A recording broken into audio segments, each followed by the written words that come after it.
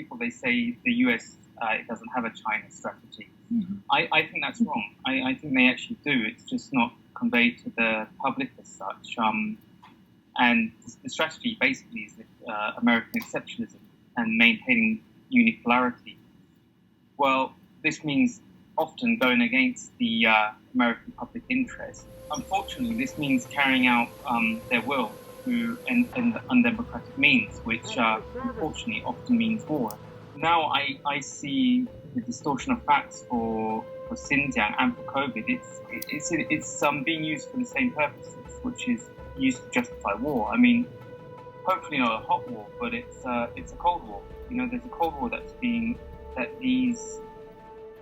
politicization of science is being used to justify. China's system is different, you know, so it's there to be it gets propagandized as being bad. I mean, basically, China's rise in general, it challenges these liberal notions of liberal modernity, and it presents a different model of development, which is possible for the global South.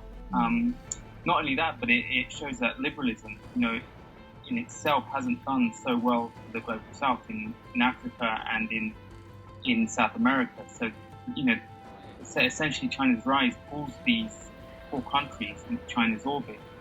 And then, of course, this also challenges Western soft power. It would like to keep its monopoly on global power, which it uses to secure its resources.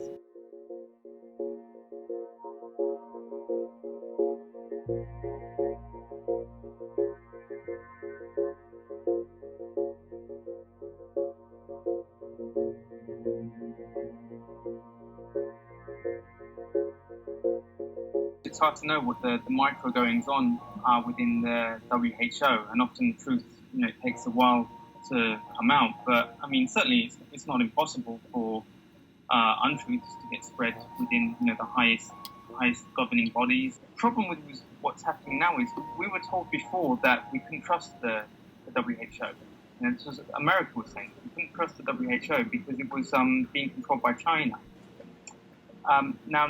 Now it seems the WHO has changed their mind. So is it still untrustworthy? As I said, I don't know the ins and outs of what's going on in the WHO, but I do know that you know, history shows that the US is very skilled at weaving narratives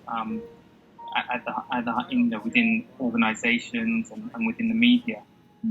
I mean, another thing I've thought about is that there is actually scientific evidence coming out now that's being started to be more widely believed, and that's the evidence that something was going on at Fort Detrick.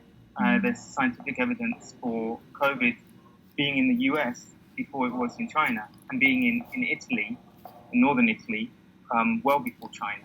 And coincidentally, that also has 3 US military bases there. So, I mean, what could be happening at the moment is it's just it's a way to sling more mud at China. You know, as soon as something sort of counteracts the Western point of view, well, you know, it just gets slung back at China.